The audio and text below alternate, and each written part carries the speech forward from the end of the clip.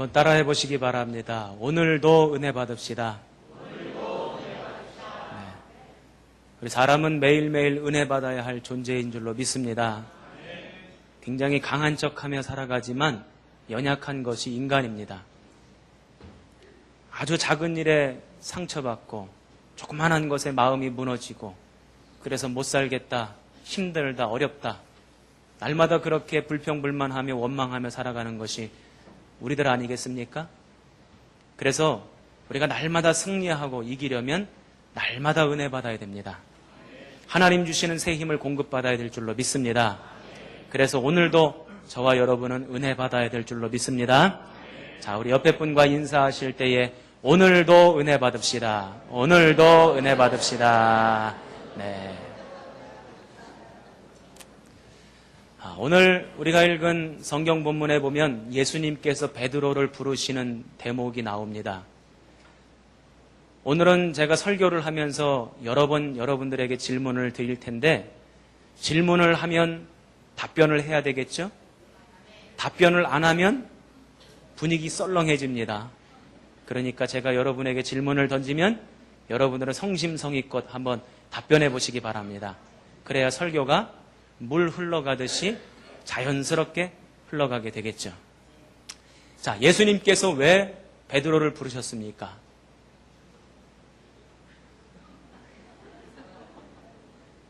왜 부르셨어요? 왜냐하면 베드로를 구원하시려고. 또 그저 구원받고 끝나는 인생이 아니라 간신히 구원받고 그것으로 마치는 인생이 아니라 제자로서의 삶을 살아가게 하시려고. 그래서 베드로를 부르셨어요. 그 주님이 오늘 우리도 부르신 줄로 믿습니다. 저와 여러분이 내 발로 내 의지를 가지고 예배당에 나온 것 같아도 먼저 주님이 손 내미셨고 먼저 주님이 우리를 부르신 줄로 믿습니다. 그래서 오늘 우리를 부르셔서 우리가 이 자리에 나와 예배드리는 것이고 또 그리고 우리로 하여금 제자로 살아갈 수 있도록 인도해 주시는 줄로 믿습니다. 그런데 우리가 한 가지 살펴봐야 될 것이 있어요. 예수님께서 베드로를 부르실 때에 그 부르신 장소가 어디입니까? 대답을 안 하고 계시면 분위기 썰렁해진다 그랬습니다. 에? 바닷가. 그렇죠. 베드로의 일터에서 베드로를 부르셨어요. 선창에서 베드로가 그물을 고치고 있을 때에 예수님께서 베드로를 만나주셨고 베드로를 부르셨다는 것입니다. 즉 예수님께서는 삶의 자리에서 베드로를 부르신 거예요. 마찬가지입니다. 우리도 예수님께서 우리를 부르실 때에는 어떤 특별한 장소에서 부르실 수도 있지만 대부분은 삶의 자리에서 우리를 부르신다는 거예요. 우리는 무슨 기도원에 가서 열심히 기도할 때만 예수님이 부르시는 줄로 알아요. 수련회 가서 은혜를 열심히 받아야지만 예수님이 부르시는 줄로 알아요. 부흥회 때 성령 충만해져야지만 예수님이 부르시는 줄로 압니다. 그러나 그럴 때도 있지만 대부분은 우리의 삶의 자리에서 우리를 부르시고 우리를 구원해 주시고 우리를 제자 삼아 주시는 줄로 믿습니다. 너무나도 평범하다고 생각되는 나의 삶의 자리, 나의 일터, 나의 가정, 나의 학교, 나의 사회생활, 바로 그곳에서 오늘도 주님은 우리를 부르시고 계십니다. 주님께서 부르실 때에 어떻게 해야 되겠습니까? 예, 주님, 제가 여기 있습니다. 나를 사용하여 주옵소서. 오늘 나의 나된 은혜는 다 누구의 은혜라고요? 하나님의 은혜. 그러니 주님께서 언제든지 쓰시고자 하실 때에 주님의 도구로 내어드릴 수 있는 저와 여러분 되시기를 주님의 이름으로 축원합니다. 자, 부르실 때 어떻게 하면 됩니까? 부르실 때 네 하고 대답하면 됩니다. 베드로를 부르시는 장면, 오늘 우리가 읽은 성경에 나오는 대목인데요. 저는 이 말씀을 읽으면서 우리가 이 땅을 살아가는데 어떻게 살아가야 하는지 그 기준을 몇 가지 힌트를 얻을 수 있습니다. 그 힌트를 같이 좀 나눠보고자 하는데 첫 번째, 먼저 베드로가 예수님을 만나게 될 때에 베드로가 무엇을 하고 있었는지 살펴봐야 합니다. 자, 2절 말씀 같이 한번 읽어보겠습니다. 2절입니다. 시작!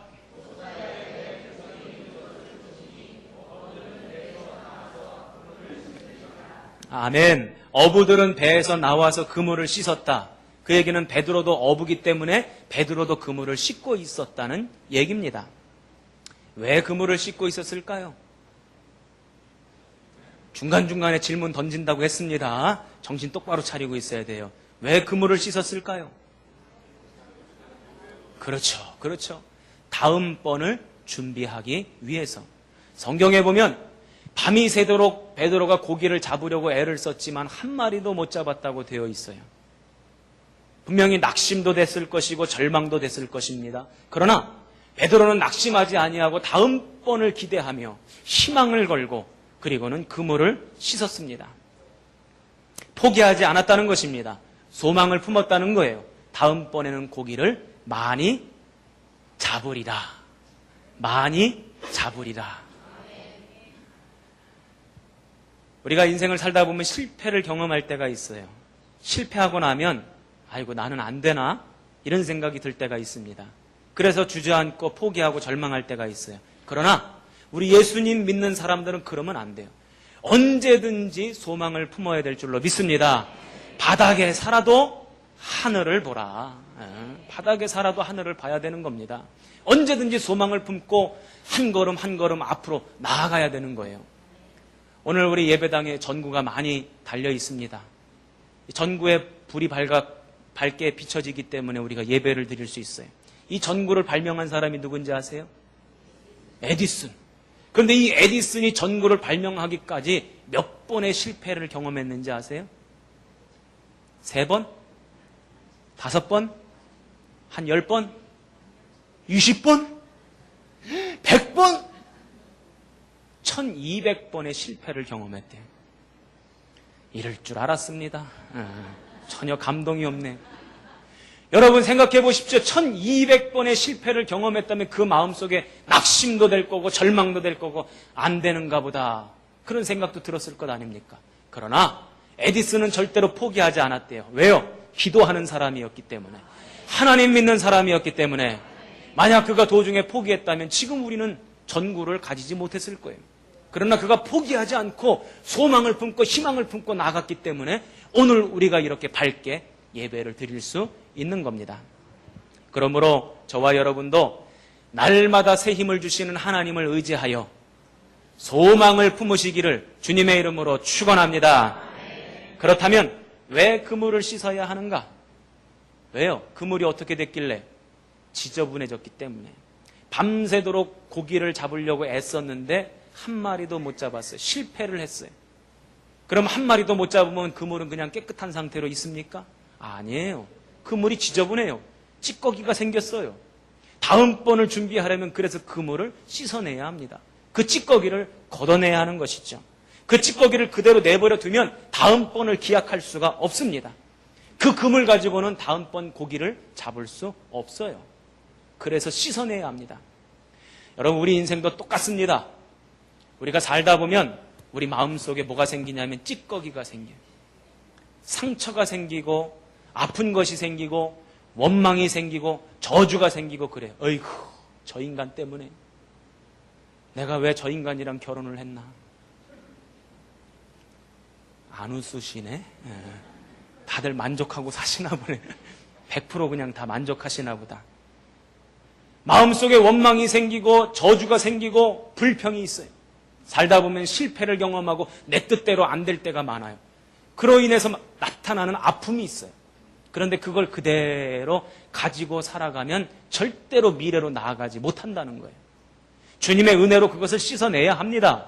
주님께서 주시는 생명수로 그 찌꺼기를 걷어내야 합니다. 그래야 미래로 나아갈 수 있어요. 우리 예수 믿는 사람들은요, 그래서요, 과거를 말하는 사람이 아니라 미래를 말하는 사람이에요. 과거를 말하는 건 믿음이 없기 때문에 과거를 말하는 거고, 하나님을 신뢰하는 믿음이 있는 사람은 믿음으로 미래를 선포하는 줄로 믿습니다. 그거예요. 이스라엘 백성들이 광야 40년 동안 끊임없이 뭐 하자 그래요? 과거로 돌아가자, 광야로 애굽으로 돌아가자 그러잖아요. 믿음이 없어서 그런 겁니다. 그러나 믿음 있는 사람은 적과 꿀이 흐르는 가나안 땅을 말해요. 저와 여러분의 입술에서도 그렇게 되기 바랍니다. 아픈 과거, 어려운 상처 다 딛고 일어서는 거예요. 그리고 다시 극복하고 다시 서는 겁니다. 제가 인터넷 뉴스를 보니까 재미난 조사를 했더라고요. 연예인들끼리 조사를 했는데 남자 중에 가장 의리가 있는 연예인, 김보성일 줄 알았는데 아니더라고요. 또 여자 중에 가장 의리가 있는 연예인 쭉 조사를 했는데 여자 중에 가장 의리가 있는 연예인 1위가 누군가 봤더니 백지영이라고 하는 가수예요. 저는 이 가수가 참 멋있는 사람 같아요. 왜냐하면 이 가수가 어려운 일을 겪었었거든요. 참 말로 표현할 수 없는 어려운 일을 겪었어요. 우리 아시는 분들도 계실 테고 우리 권사님들은 그 가수가 무슨 어려운 일을 겪었는가 그럴 텐데 나중에 한번 물어보세요. 동영상이 유출돼가지고 온 국민이 그 여자가 어떤 삶을 살았는지 다 알게 됐어요. 저는 그런 생각을 했습니다. 다시는 텔레비전에 못 나오겠구나. 누구나 다 그런 생각을 했을 거예요. 그런데 6년 만에 이 여자가 다시 재기를 하는 거예요. 용기를 가지고 텔레비전 화면 앞에 나오게 됐어요. 다시 일어섰어요. 그리고는 정상의 자리로 꾸준히 한 걸음 한 걸음씩 올라가는 겁니다. 저는 그걸 보면서 저 사람 굉장히 멋있는 사람이다. 참 대단한 사람이다. 참 훌륭한 사람이다. 그런 생각을 했어요.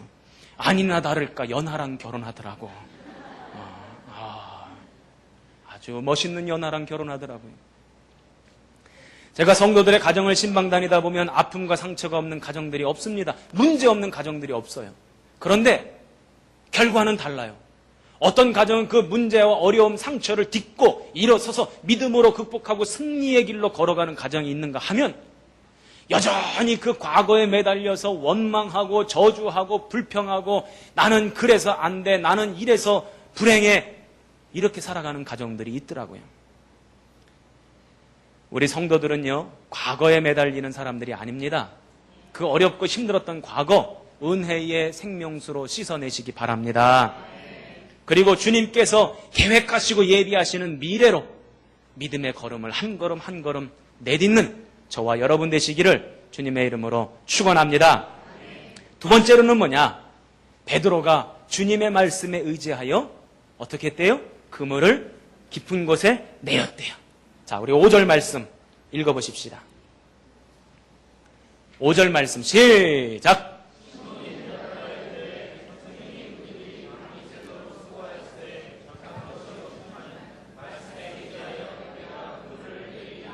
아멘. 베드로가 예수님의 말씀에 의지하여 깊은 곳에 그물을 내렸대요. 자, 베드로의 직업이 뭡니까?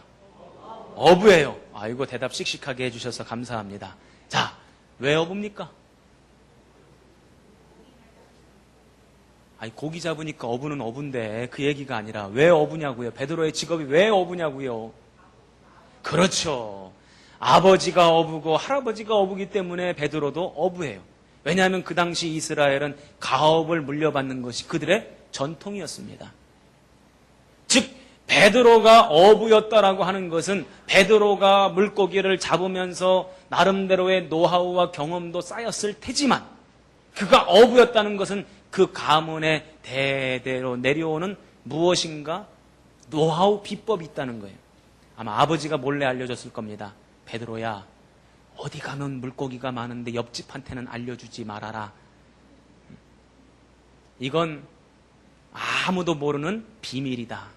예전에 그 순장 고추장 담그시는 할머니가 며느리도 모른다고 그렇게 말씀하셔가지고 히트를 쳤는데 아마 베드로한테만 알려줬을 겁니다. 물 때는 언제 가라, 시간은 언제 가라, 바람은 이렇게 불 때 가라. 아마 나름대로 노하우와 비법이 있을 거예요. 그러니까 물고기를 잡는 데는 베드로가 최고의 전문가죠. 그런데 그 베드로에게 깊은 데로 가서 그물을 내리라고 하신 예수님은 그러면 직업이 뭡니까? 목수예요. 왜요? 그래요, 맞아요. 아버지가 목수니까. 여러분, 물고기를 잡는데 그러면 예수님이 전문가입니까? 베드로가 전문가입니까? 베드로가 전문가입니다.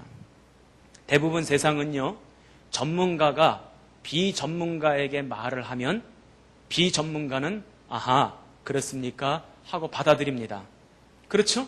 인정을 해요. 왜냐하면 나는 비전문가고 저 사람은 전문가인데 전문가가 나한테 말하니까 그 말을 인정할 수밖에 없죠. 그런데 비전문가가 전문가에게 코치를 하면 그러면 어떤 일이 벌어집니까? 대부분 무시를 해버립니다. 들은 척도 안 해요. 아니면 나중에는 자꾸 코치를 하면 싸움이 벌어져요. 목요일 날인가요? 사택에 보일러가 고장이 났어요. 그래서 보일러 기술자가 왔어요. 그런데 제가 아무리 봐도 요게 고장 난 것 같아. 그래가지고 그 기술자한테 요게 고장 난 것 같다고 제가 말씀을 드렸어요. 들은 척도 안 해. 들은 척도. 목사님이 어떻게 하냐는 거야. 자기가 전문가인데 내가 더 잘 알지. 목사님이 무슨 보일러에 대해서 안다고 말씀하시냐는 거예요. 신경도 안 쓰고 고치더라고. 그러더니 제가 요거 고장 난 거 아니냐고 물어봤던 그게 고장 났더라고.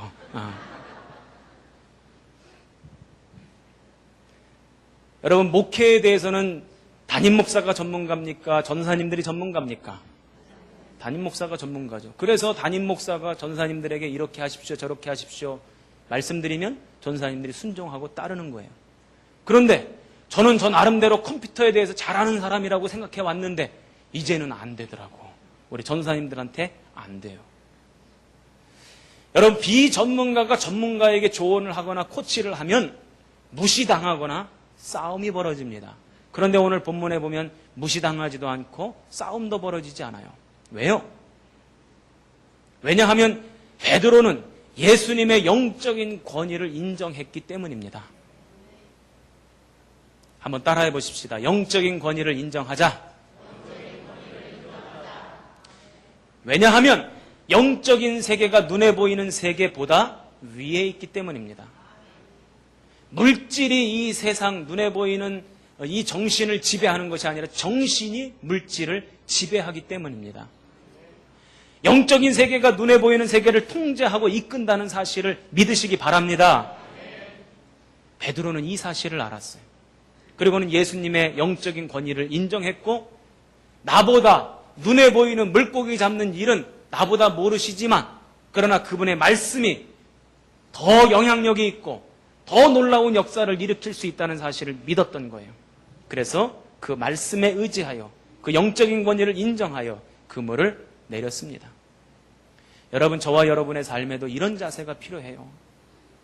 저와 여러분의 삶에도 이런 자세가 필요합니다. 말씀에 의지하여 사시기 바랍니다. 우리가 때로는 이런 생각할 때가 있어요. 영적인 생활과 가정생활 별개라고 생각해요. 영적인 생활과 직장생활 별개라고 생각해. 그래가지고 직장에서 예수 믿는 사람 아닌 것처럼 행동하고 사는 사람들이 3명 있네. 3명. 있다니까요. 직장에서 예수 믿는 사람 아닌 것처럼 직장생활과 신앙생활은 별개라고 생각하며 살아가는 사람들이 많아요. 그러나 그렇지 않습니다. 영적인 생활이 여러분의 가정생활, 직장생활, 학교생활, 사회생활에 다 영향을 끼치게 되어 있습니다. 그러하기에 우리가 어디서든지 주님의 말씀에 의지하여 그 말씀에 순종해야 될 줄로 믿습니다. 때로는요, 말씀대로 사는 것이 손해보는 것 같을 수도 있어요. 때로는 말씀대로 하면 세상 사람들이 아이고 저 사람 세상 물정 모르네, 저 사람 어리숙하네, 바보 같네, 이런 말 들을 수도 있습니다. 그러나 말씀대로 하면 반드시 그 말씀대로 한 것이 나에게 복이 되고 내 인생의 승리의 비결이 되고 내 삶의 능력이 된다, 이렇게 믿는 사람은 말씀대로 하는 거예요. 그런데 그렇게 하면 진짜로 그것이 힘이 되고 지혜가 되고 능력이 되는 겁니다.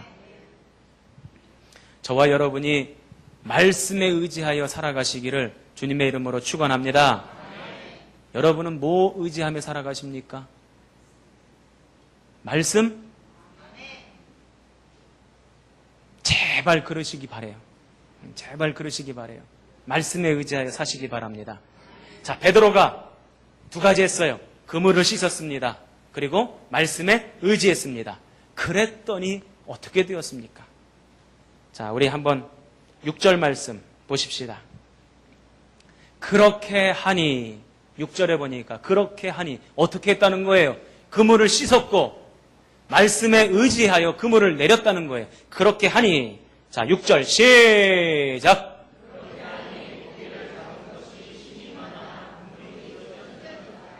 아멘. 고기를 어떻게 잡았대요? 많이 잡았대요. 그냥 많이요? 심히 많이 잡았대요. 심히 많이 잡았다는 거예요. 분명 예수님의 최종 목표는 베드로에게 고기를 많이 잡게 해주는 것이 예수님의 최종 목표는 아니었어요.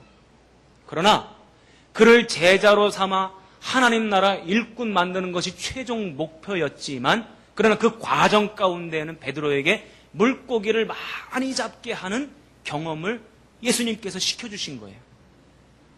이해가 되시죠? 네. 저는요, 우리 성도들에게 이런 과정이 있기 바랍니다. 내 인생 가운데 내가 아무리 노력하고 아무리 애를 써도 안 됐는데 주님께서 도와주셔서 고기를 많이 잡게 되는 역사. 아멘 하신 분만. 조금 전 아멘만. 다시 한번 할게요.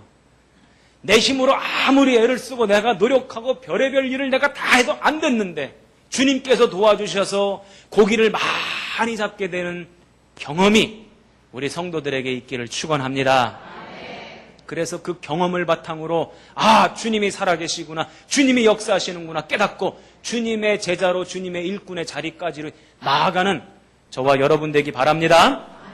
그러려면 그물을 씻어야 합니다. 말씀에 의지해야 합니다. 얼마나 많이 잡았습니까? 6절 말씀 한번 보십시다. 6절 다시 한번 읽어보십시다. 6절 시작.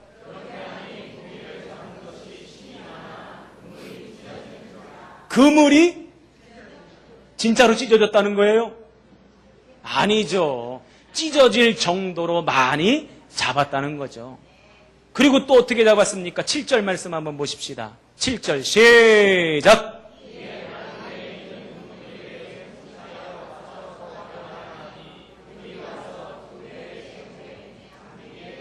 아멘. 배 하나에 싣기도 부족해서 배를 하나 더 오라고 해서 두 배에 실었는데 두 배가 어떻게 될 정도로? 잠겼어요? 잠기게 될 정도로? 잠기게 될 정도로 그만큼 많이 잡았다는 거죠. 어마어마하게 많이 잡았다는 겁니다. 그런데 제가 여기서 한 가지 더 생각해 볼 문제가 있어요. 그건 뭐냐면 진짜로 그물이 찢어지면, 진짜로 배가 잠기면 어떻게 됩니까? 많이 잡은 것이 소용이 없어. 허탕친 거예요. 많이 잡았을 때는 기분이 엄청 좋았는데 그것이 다 내 소유가 되지 못하고 그냥 다 나가버린 거예요. 그래서 우리가 그물을 씻어서 미래를 준비하고 말씀에 의지하여 그물을 내리는 삶을 살아야 되겠지만 거기에 또 필요한 게 있어요. 플러스 알파가 있어요. 그건 뭐냐면 때를 따라 도우시는 하나님의 은혜. 시작. 때를 따라 도우시는 하나님의 은혜가 필요하다는 거예요. 이른 비가 필요할 때는 이른 비를 내리시고 늦은 비가 필요할 때는 늦은 비를 내리시고 낮에는 구름 기둥으로 밤에는 불 기둥으로 때를 따라 적절하게 도우시는 하나님의 은혜가 있어야 수고하고 땀을 흘리고 애쓴 것이 헛것이 되지 않고 거둬들일 수 있게 되는 거죠. 그래서 어떻게 해야 합니까? 히브리서 4장 16절에는 뭐라고 돼 있어요? 그러므로 우리가 긍휼하심을 받고 때를 따라 돕는 은혜를 얻기 위하여 은혜의 보좌 앞에 담대히 나아갈 것이니라. 은혜의 보좌 앞에 담대히 나아가래요. 은혜의 보좌가 어디예요? 바로 여기잖아요. 바로 이 예배의 자리가 은혜의 보좌잖아요. 이곳에 와서 뭐 하라고요? 예배하고 찬양하고 기도하라고. 그러면 하나님께서 때를 따라 도우시는 은혜를 주시겠다는 거예요. 얼마나 좋습니까? 오늘 여러분들은 뭐 얻으러 온 거예요? 때를 따라 돕는 은혜를 얻기 위해 오늘 이 자리에 오신 줄로 믿습니다. 우리가 그물을 씻어서 미래를 준비하고 그리고 말씀에 의지하여 삶을 살아갈 때 필요한 게 뭐냐면 때를 따라 도우시는 하나님의 은혜 플러스 알파, 이것이 필요해요. 내가 아무리 애쓰고 아무리 노력해도 안 됐는데 주님이 은혜로 도와주실 때에 막힌 길이 열려지고 묶인 것이 풀려지고 때를 따라 도울 자를 붙여주시고 환경과 여건을 조성해 주시고 어려움을 막아주시고 이런 역사가 나타나는 거예요. 그럴 때 살아계신 하나님을 체험하고 우리가 온전히 제자로서의 삶으로 나아갈 수 있는 거죠. 저는 우리 모든 성도들의 인생 가운데 과거에 머물러 계시지 마시고 그물을 씻으시기 바랍니다. 찌꺼기 다 걷어내세요. 그리고 말씀에 의지하시기 바랍니다. 절대 그것이 손해가 아닙니다. 여러분을 승리로 인도하실 줄로 믿습니다. 그리고 예배당에 나와 우리가 주님을 찬양하고 예배할 때에 때를 따라 돕는 하나님의 은혜를 경험하는 저와 여러분 되시기를 주님의 이름으로 축원합니다. 왕의 지성소에